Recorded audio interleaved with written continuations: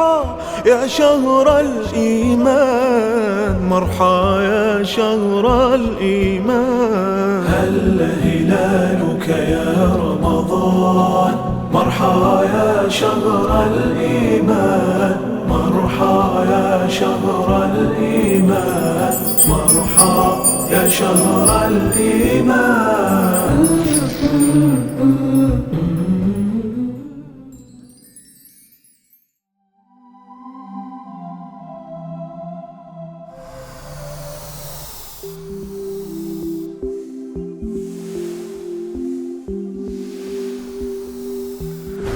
Oh my!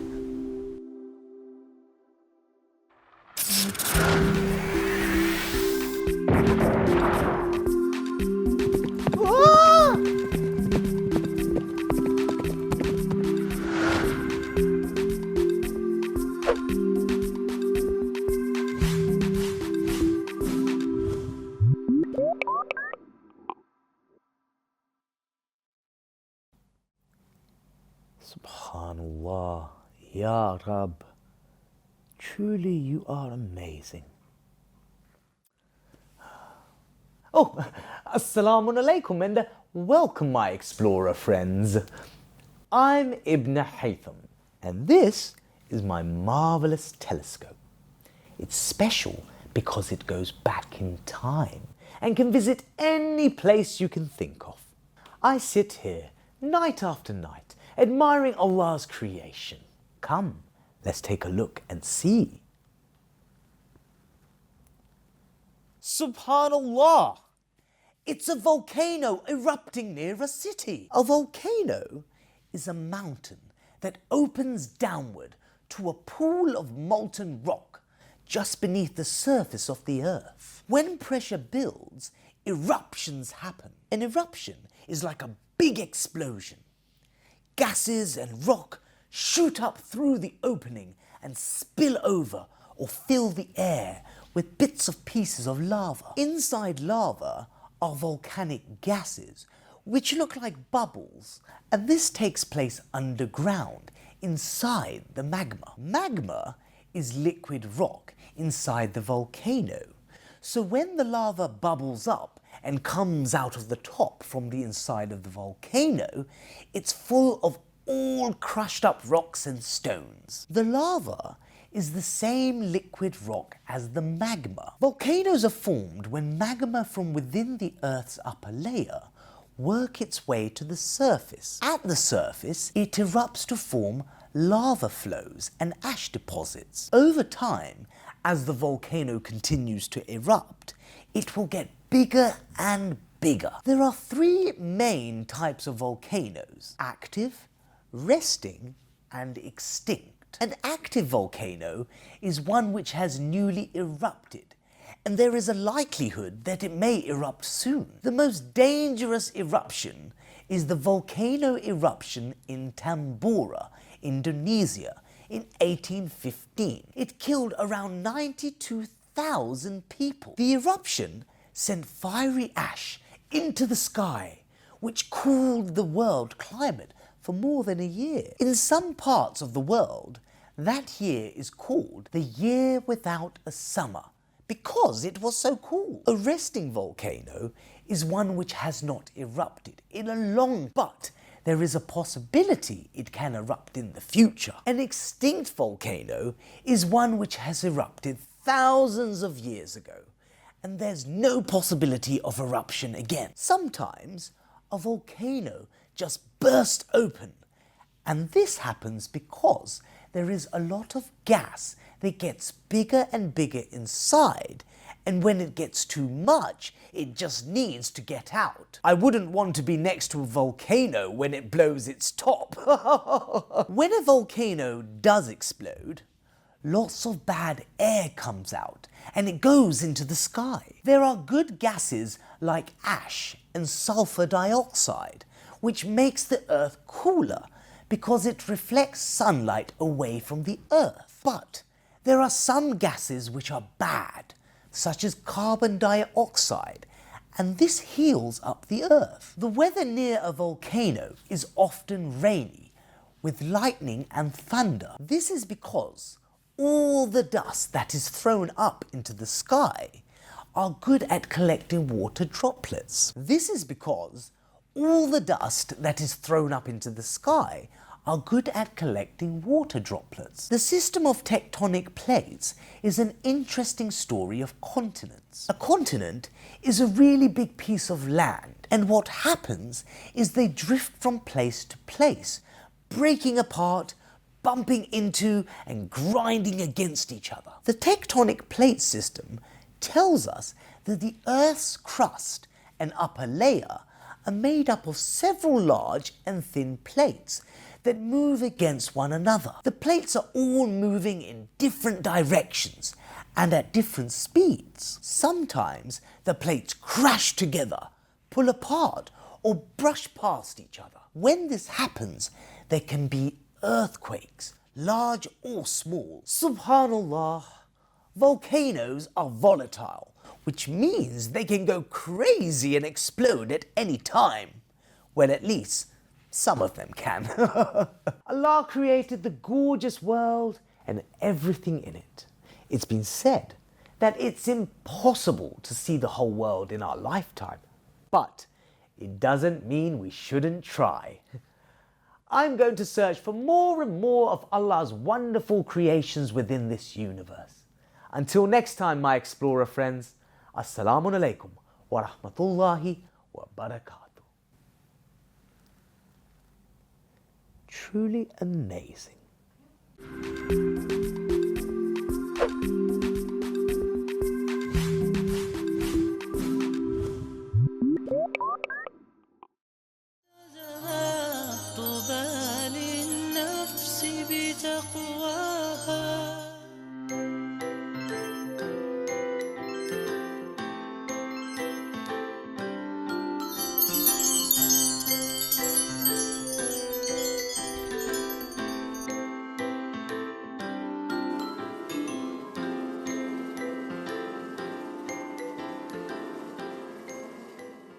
Assalamu alaikum everybody, it's me Baraka B.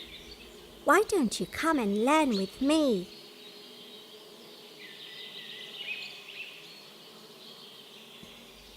Do you know what the word of the day is? Let's have a look and see.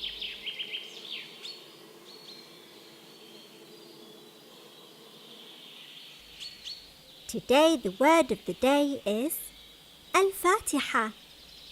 Let's say Al-Fatiha together. Al-Fatiha.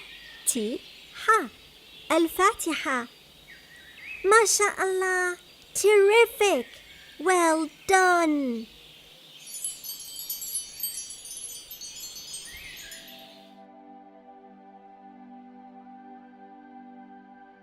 This is the title of one of the most well-known surahs in the Quran.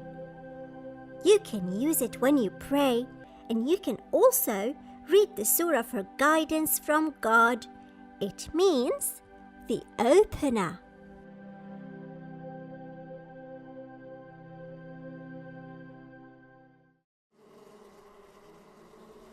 Let's use it in a sentence now. My teacher taught me Surah Al-Fatiha. Maybe you can use it in a sentence today.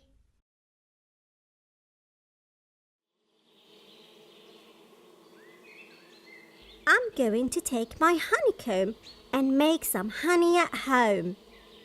Make sure you use the word you've learned today, which is as sweet as honey. See you next time, inshallah. مع السلامة.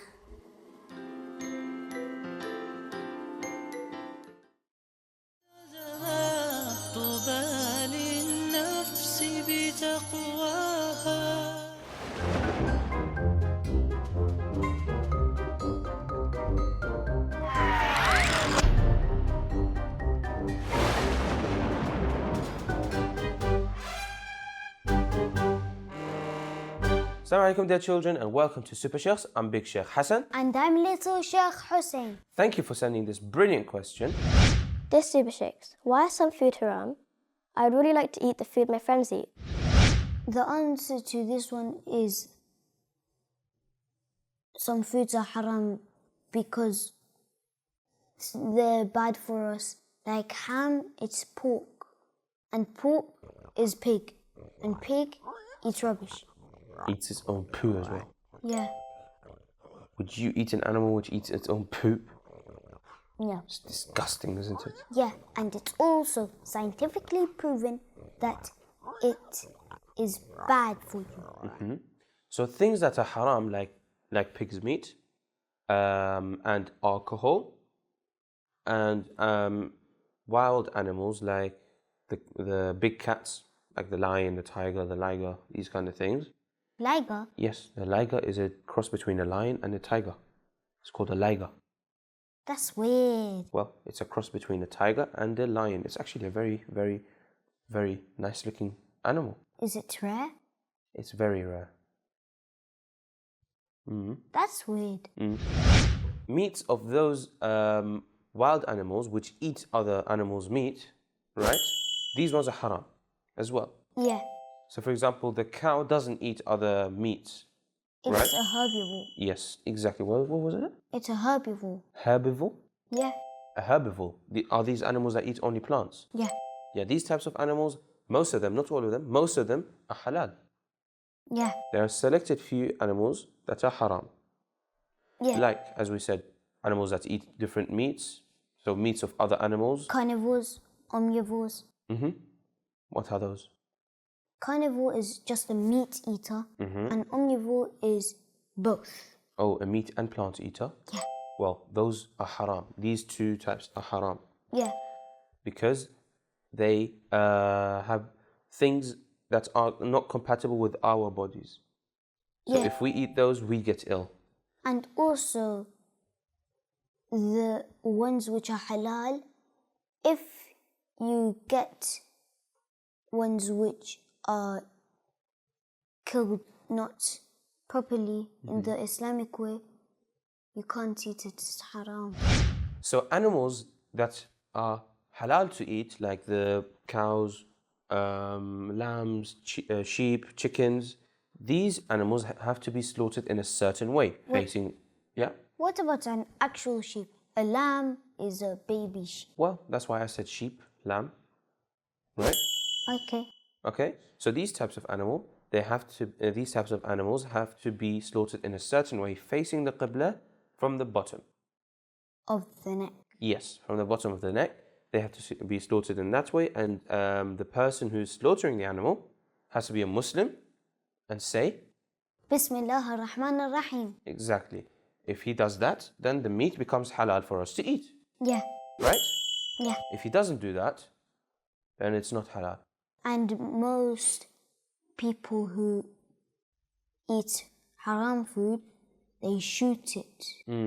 They either shoot the animal or they give it an electric shock so strong that it dies. These are not allowed to do that. Even if we give it a little electrical shock just to make it numb, even that is not allowed. It has to be fully aware. So it has to be fully aware, fully basically knowing that something is happening, right? Because if you give it a little electric shock, her mind won't function as the same way. The mind of the animal won't function in the same way. Oh. It has to know exactly that something is happening at the moment. Only then you can slaughter it, right? Okay? So eating haram food is scientifically proven to be bad for you, Yeah. right? So if you eat haram things, you may get ill quicker, right? Yeah. And you get sick as well, maybe in the long run, right? What's a long one? So later in future in your life. Oh. Those who drink alcohol, the alcohol eats up the liver of the human being. Ow. Yeah, really disgusting. That's why alcohol is haram, right? Yeah. And even if you drink so much alcohol that you won't even be able to think, these are called muskirat. So you get drunk, basically. These are called muskirat. Smoking certain things is also bad for you and haram because it won't allow you to think properly. These are also called muskirat. Anything that doesn't allow you to think properly is called a muskir and is haram. One of them is it gives you cancer. Yes. It's like 1,000 or 1 million of cigarettes. Something like that. So if you smoke one of those things, or all of them if you do, which is not good, also you should stop that first of all, and it's not good for you, and a haram because you're harming yourself. And also your lungs, it won't function properly. It won't function properly. Your lungs will look disgusting if you do that, right? And drinking alcohol eats up the liver, which is not good. So all of the things that are haram are scientifically proven to be bad for you. That's why Allah subhanahu wa ta'ala made it haram. That's why you should avoid them. Yeah. Allah subhanahu wa ta'ala is all-knowing. That's why He said we should not eat and consume those things. Yeah. Right? So one of the things that we can't eat also, so we said that there are the wild beasts basically that eat other meats are haram. Yeah. One of the things is also the gelatin of animals. Yeah, gelatin. Yeah. Beef gelatin. Beef gelatin here in the Western countries, they're not halal because they're not slaughtered in the Islamic way, Yeah. right? That's why they're haram. So eating certain sweets that your friends eat, you can't do that because maybe they don't believe in Islam, so they are allowed to eat it. We respect that they can eat it, but we cannot. Although it may look very delicious, but we can't, right? But if you eat it by accident, it's okay. Exactly. So if you ate one before you knew it, like now, if I told you and you didn't know, from now on, you're not allowed to eat it. And Allah subhanahu wa ta'ala will forgive you for what you have done. Some Haribo sweets are halal, like the ones which are vegetarian, like Yes. the twists. Exactly. So all of the sweeties that are vegetarian are halal. Yeah. And if you live in an Islamic country, the gelatin is halal because they won't have any pig there. They'll have beef gelatin and other gelatin, but it's halal because it's the Islamic country. And in an Islamic country, they slaughter it in the Islamic way. Yeah. Right? So what did we learn about so far? We learned that certain sweets, they're halal because they're vegetarian. So certain sweets are haram because they have gelatin, which is haram. Yeah. So certain sweets are halal because they are vegetarian, or if they are in an Islamic country, they have gelatin, which is halal. But in the Western countries, gelatin, unfortunately, is haram because the animals are not slaughtered in the halal way anyway. Yeah. We also learned that we have wild beasts that eat other meats, which are haram to eat. Yeah. We learned that alcohol is haram and it's called muskirat. Muskirat, which makes you not think. And certain smoking. They are also haram because it harms your body. Yeah. And that all haram things are scientifically proven to be bad, and that animals have to be slaughtered in a certain way. Facing the Qibla, the person who's slaughtering has to be a Muslim, saying Bismillah ar-Rahman ar-Rahim from the bottom of the neck. Yeah. Right? Thank you for watching this episode. If you have any other questions, do send them in. And ma'a salama.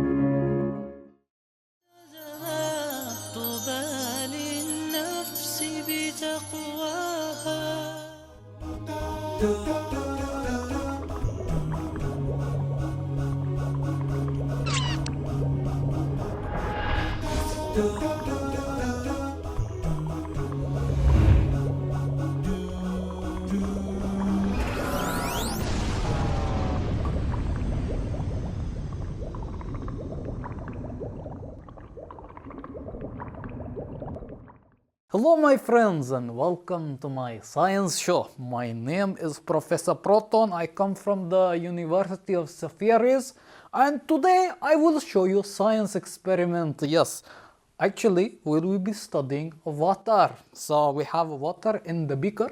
Let me try it just to make sure this is water. Bismillahir Rahmanir Rahim. Okay. Yes, this is water for sure. It tastes just like water. Did you know though that water, if you look like very very close, like zoom in, then you will find molecules like this one right here. This is called H2O, and we have one oxygen and two hydrogen, and they are bonding. Yes, So my friends, this is water, right? It's very important to drink water. Yes, it's very nice to drink water.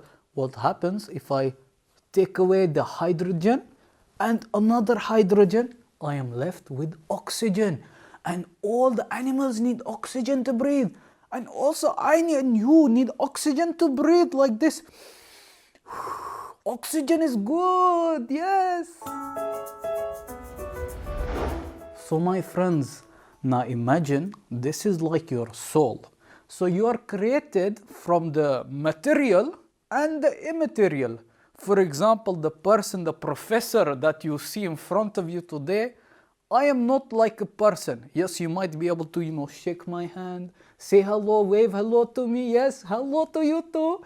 But really, when I die, I will go away and this will all become rotten and decomposed. Yes, but what will remain is my soul. Now let's imagine this is your soul. Yes, you understand? My friends, come closer. I want to tell you something. Yes, exactly. So in the Holy Quran, Allah tells us that, and I have breathed into him of my spirit. In Surah Al-Hijr, this means, for example, if this is your soul, then inside it is something very pure, very beautiful. Oh, so my friends, imagine when you're born like a little baby, your soul is so pure, like this round ball. Maybe this one got a little bit dirty, doesn't matter. But your soul is pure, huh? And then maybe when you commit a sin, oh no, it becomes stretched. For example, you do backbiting, oh no, backbiting, oh, or you maybe say bad words, or gets crushed, or you even hit somebody. Oh no, now it is not pure anymore. It is like a stretched and broken. So the challenge in our lives is to try to keep the same shape. This round ball, is neat, tidy, very pure, it's very beautiful, but it is difficult to keep it like this one, yes. When we want to make it back into its original shape like a circle, oh, it takes much muscle. And it's very difficult. Look, it doesn't look as nice as before the first time. It was much nicer. Now we try to remold, become better person.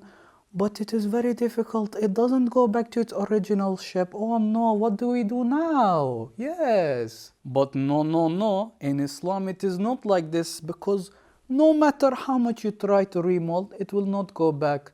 But in Islam we have istighfar. Yes, you know what this is? This is returning to Allah. So you return from your state right now to your original state, like when you were a baby. You were very pure. But when you do istighfar, you can go back to being a baby. Yes, become very clean in your heart. Subhanallah. Even the Ahlul Bayt has taught us many du'as on istighfar. Yes. And we are taught to say, Astaghfirullah Rabbi wa atubu ilayh. Yes, this is very beneficial for our soul and it will make it more beautiful. Yes. And don't forget, when you do your daily prayers, you can raise your hands and ask Allah for forgiveness.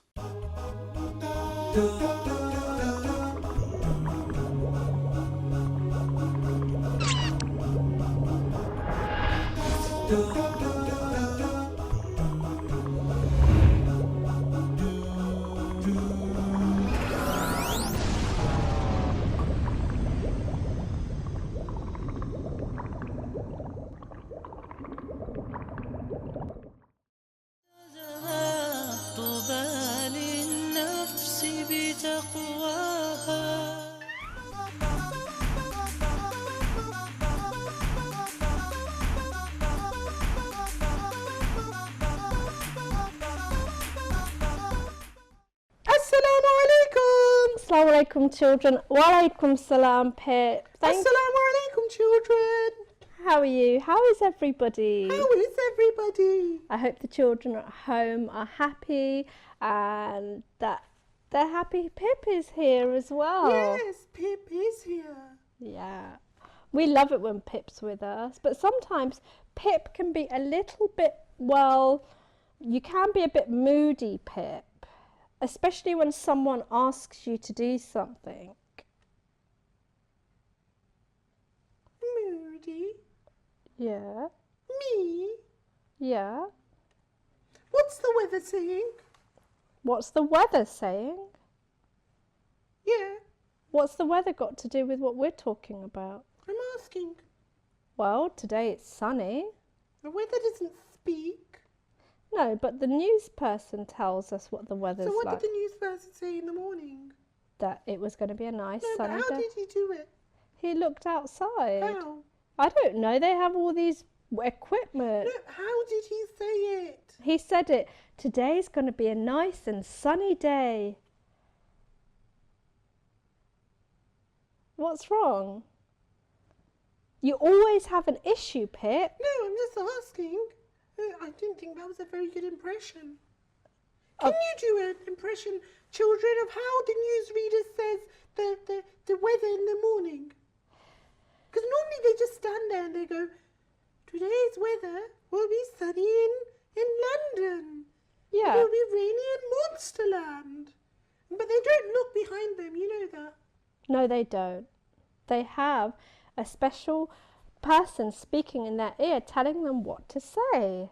Really? Yeah. I heard they read off a special screen. No, they don't read off a special screen. Sometimes they read off a special screen. But Well, Pip, why are you so concerned about the weather? because I would be rather concerned about the weather and the weatherman than be concerned about my own issues. Right, so you're using the weather as a way of avoiding talking about what's really bothering you. Well, I don't think it's that important to discuss what's bothering me. But Pip, generally there's always something bothering you because, like I said at the beginning, Pip is a little bit moody, sometimes a little bit mischievous, but mostly wonderful. So Pip, tell us what's bothering you. But is it important to tell people what's bothering you? Well, you're telling me, aren't you? Yeah, but is it important? Of course it's important because we're friends. But why is it important that I tell people my issues? You're not telling people your issues, you're telling me, Pip. Why shouldn't I just... I'm strong enough to find it myself, to find the answers myself. But that's what your friends and companions are for. You can even whisper it in my ear. Come over. Come Yeah, over. I can speak to you. Okay. I'm sure the children at home won't tell anyone. No, Will you? no. Children at home, can you keep a secret? I'm sure it's important to tell your secrets sometimes as well, isn't it? It's important you tell your mummy and daddy. Well, Pip, it is important to get things off your chest because if you carry on keeping those bad feelings inside of you, you know, you become very, very unhappy. Well, Lena, I'm so tired. Why? Tired of it. Tired of what? What? You said you're tired of it, and I said tired of what? But I said tired of what too? Yeah, but what is it that you're tired of? Oh, me! I thought Yes. you said you were tired too. No, I was no, going to say that makes two of us. no. I just wanted to know what is it that's making you tired. Oh, I'll tell you then. Thank you. Thank you. It's a much less. The majlis is upsetting you. Huh? I don't understand. Why? Tiring. It's tiring. No, but I like the majlis. Yeah. Just not my mum. Not that I don't love my mum. Oh, it's my mum in the majlis. Your mum in the majlis is upsetting you. Yeah. But why? She keeps telling me. But Pip, you know that's not really appropriate, is it? Because she is your mum and she does love you. She keeps telling me to help others. Oh, To give out the biscuits. wow. You know, sometimes she's like, Pip, give out the napkins. And I'm just like, boring. And she said, no, there's a reward for it. I'm like, well, I can just pray my Quran in the side. Why do I have to go help others? Well, you know, Biscuits are boring. I don't want to give out biscuits. I want to eat them. Nom, nom, nom, nom, nom. but that's because you enjoy eating How so do you much. eat biscuits? I go, Oh, do you go like this? No, I don't go. But why would I cry when I'm eating biscuits? I'm happy when I'm eating You're biscuits. cutting onions at the same time. I don't cut onions and eat biscuits at the same time. I don't eat and cook at the same time. Who eats and cooks at the same time? Except you, Pip. Well, children, if you eat and cook at the same time, that's fine, because that's you. Pip, your mum is encouraging you to help others, especially at a majlis. So your mum wants you to be of service to others and to help others. Sorry, I just got some chalk in my nose. That's all right. So, Pip, do you know who were the first people to set up a majlis? It goes back a long time ago. Grandmother. Hmm? Grandma Pip. She's been doing loads of majlises. No, the majlises go way back hundreds of years. It was started by a very special lady, the sister of Imam Hussein. Wow. Allahumma salli ala Muhammad wa ali Muhammad. Sayyida Zainab. Wow. And Imam Sajjad, our fourth Imam. The son of Imam Hussein. Allahumma salli ala Muhammad wa ali Muhammad.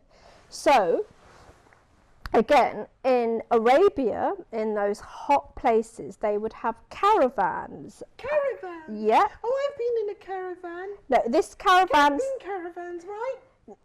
These caravans are a little bit different, not like the ones we have now. They'd have camels, and they would put all their goods and blankets and all their stuff on the camels, and it would hang sort of on both sides of the camel. And a caravan of Muslims was once heading towards Mecca. As it arrived in Medina, it rested a few days and continued on towards Mecca. On their way from Medina to Mecca, a man joined the group, and this man noticed one of them who had the appearance of being very, very special, and he was really happy and enthusiastic. You know, when you're very excited about serving the passengers on that caravan. And the man recognized him with much surprise. He asked the other people in the caravan if they knew this man was at their service. She must have been doing things like cleaning their shoes, carrying up their bags, stitching some of their sandals, helping them reorganize. Absolutely. I imagine that he was very busy helping others. And he must have been a very special man. So when this new man who joined the caravan asked the other passengers, who is this man? They said, we don't know him. He joined us in Medina, but he's a really nice and very pious and very godly person. We haven't asked him for any help, but he's been really happy to help us. And the man who joined the group said, obviously you don't know him, for if you did, you wouldn't ever have allowed him to be at your service. What does that mean? When you're at someone's service, that means you help them. So for example, when I'm at the service of my mother, I make sure that I cook some food for her.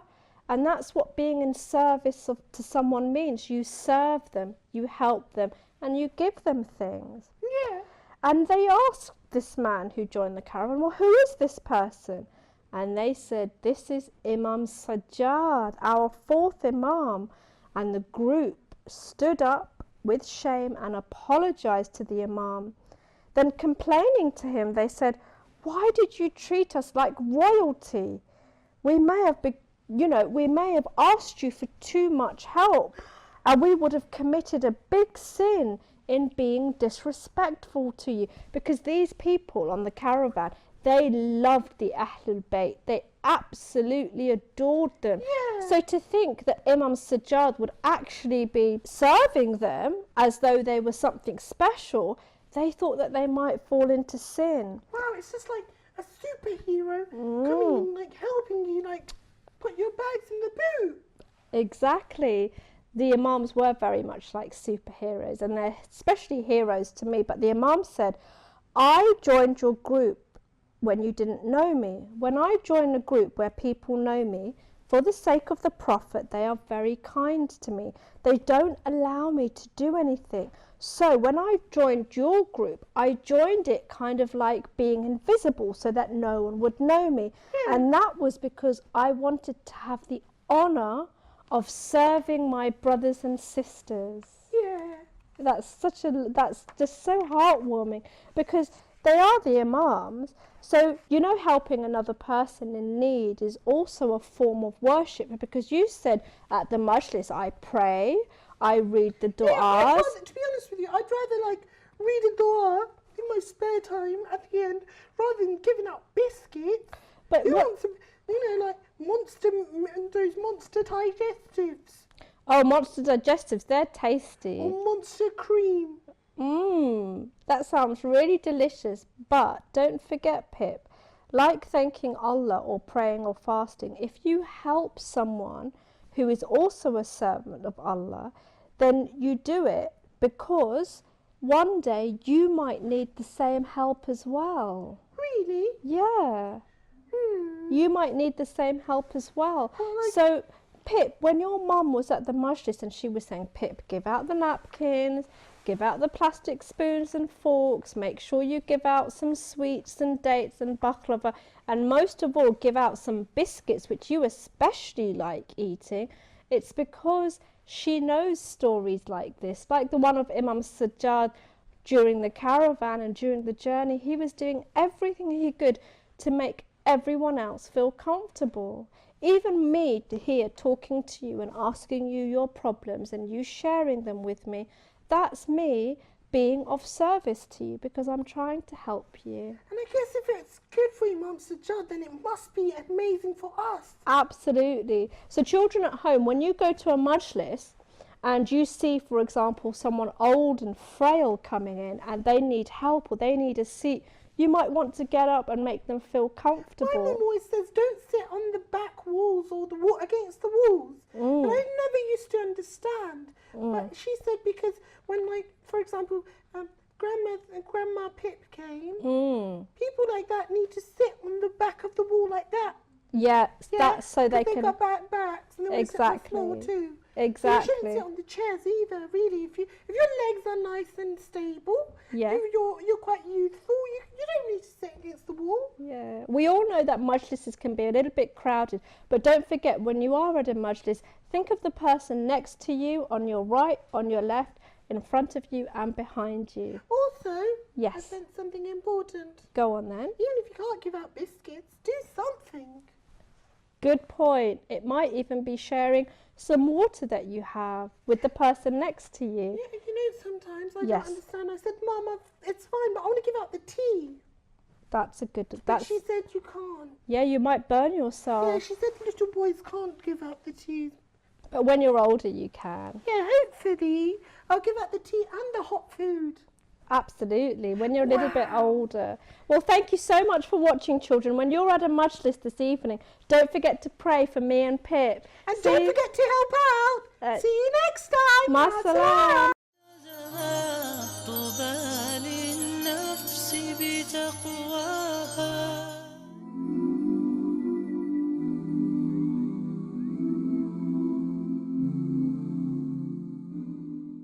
Hello and assalamu alaikum. Me and Teddy was just sharing a plate of cookies we have here. Unlike Hilmi the hippo, who doesn't like to share at all. Hilmi the hippo is written by Ray Norridge. One bright morning, Hilmi the hippo splashed about in his waterhole. He was in a playful mood. He plunged down beneath the surface of the water and swam to the bottom. Suddenly, and to Hilmi's amazement, he saw 3 hippos frolicking on the floor of the waterhole. On seeing Hilmi, the hippo swam to the surface, followed by a very angry Hilmi. Assalamu alaikum, called Hilmi. Walaikum salam, replied the 3 hippos. What are you doing in my waterhole? Demanded Hilmi. You must leave at once. This is my waterhole, and I will not share it with anyone. You must find somewhere else to live. Hilmi, said the large hippo, there has been no rain for a very long time, Our waterhole has dried up. You must be kind to us and allow us to share this beautiful waterhole." But Hilmi did not listen, nor did he care. "Go away," he shouted, "and don't come back." The three hippos sadly left the waterhole. Later that day, a small flock of white-faced ducks flew down and splashed into the water. "Assalamu alaikum," called the ducks. "Walaikum salam," said Hilmi. "Have you come to share the waterhole too?" "Of course," replied one of the ducks. "There is very little water about. All the small waterholes have dried up and the river has stopped flowing. It is very sad for everyone. We must pray that it will rain soon." Hilmi was very annoyed. He angrily shouted at the ducks, "Fly away! Find somewhere else to live. This is my waterhole." The white-faced ducks were frightened and flew away. Day after day, the rain did not come. Day after day, the waterhole grew smaller and smaller. Soon, the waterhole was nothing but a small pool of dried mud. Hilmi knew he needed a new place to live, so he set out to find a new waterhole. He walked a long way across the dry savanna. Soon, he came across a colony of meerkats standing on a mound of sand. "Assalamu alaikum," called one of the meerkats. "Walaikum salam," replied Hilmi. "Where are you heading to, Hilmi?" asked the meerkat. "My waterhole has dried up, so I'm looking for a new place to live," replied Hilmi. "Why are you traveling alone, Hilmi? Have you no friends?" "I live alone as I do not wish to share," replied Hilmi. The meerkat looked at Hilmi with surprise. "We live together in large colonies, Hilmi," said the meerkat. "Without each other, we will not survive. In times of need, inshallah, we are there for each other." Snorted Hilmi. "That is not for me." The sun sank low on the horizon, and the moon rose up, shining in a bright crescent. Bats swooped across the night sky, and owls hooted from the trees. But Hilmi did not dally.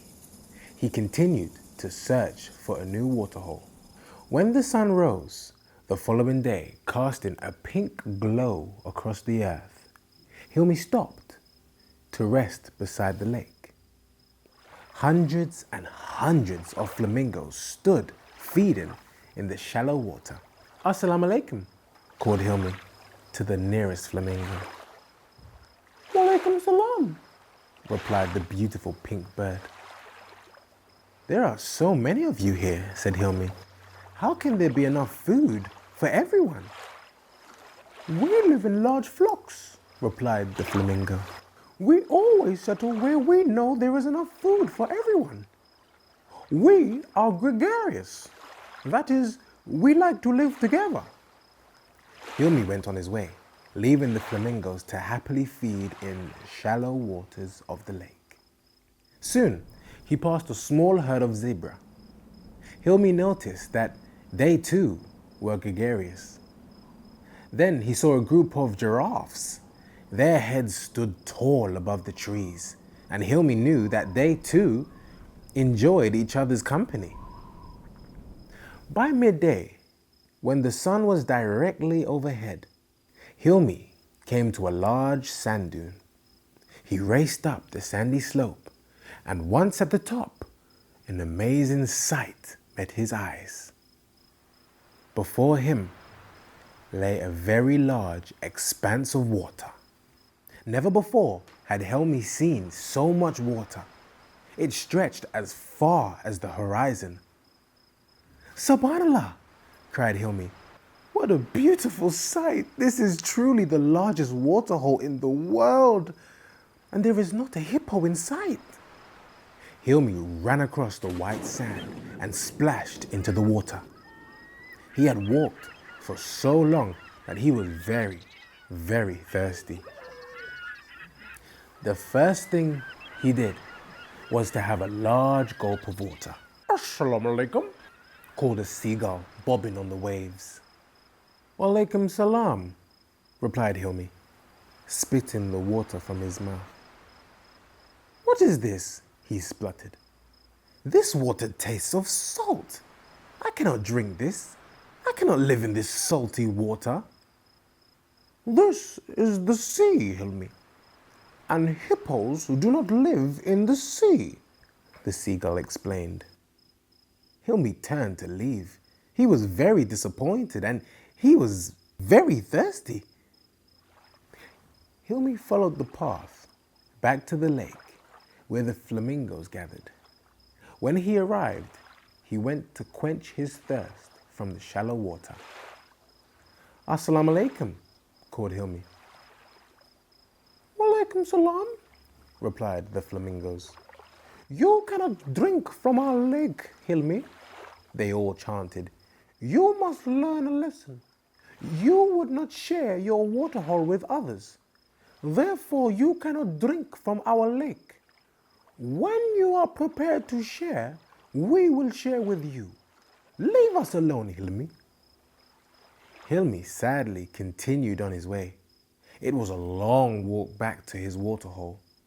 The sun beat down and there was no water to be seen. Once again, night fell and Hilmi sat down to rest for a short while. He was still very, very thirsty. When morning came, Hilmi was eager to be on his way. He passed the little colony of meerkats. They stood on a mound and waved as Hilmi passed by. Soon, Hilmi passed a small pond where the white-faced ducks had settled. At once, Hilmi went over to the water's edge to have a drink. Go away, Hilmi, shouted the white-faced ducks. You would not share your waterhole with us. Therefore, you cannot drink our water. With a heavy heart, Hilmi went on his way. He was still very thirsty. Dark clouds began to gather across the sky and thunder began to rumble in the distance. It began to rain when Hilmi reached another waterhole. Assalamu alaikum, Hilmi, called the large hippo. Allah, in His mercy, has sent the rain. Wa alaikum salam, replied Hilmi. Can I share your waterhole? No, called the hippos.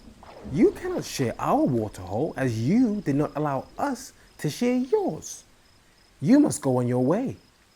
Perhaps you will learn that when others are in need, you will willingly share your good fortune. The rain splashed down as Hilmi made his way across the vast savannah. When Hilmi reached his waterhole, he saw his friend, the little chameleon, sitting on a branch. His waterhole was almost full once again. Assalamu alaikum, called the chameleon. Wa alaikum salam, replied Hilmi. I hope you have learnt your lesson, Hilmi, said the chameleon. You are fortunate to have such a beautiful waterhole. We must never forget to appreciate the good times. For in life, there is always a chance the good times will change. We must help and share with others when they are facing hardships. Hilmi looked across at the shimmering water and the blue sky above. Subhanallah, he was truly blessed. He had the best waterhole in the entire world. Astaghfirullah, he said quietly to himself. He had been unkind to his fellow creatures. Allah, in His mercy, had blessed him.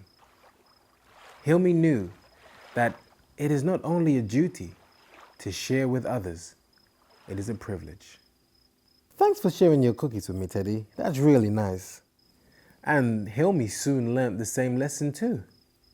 Well, see you next time.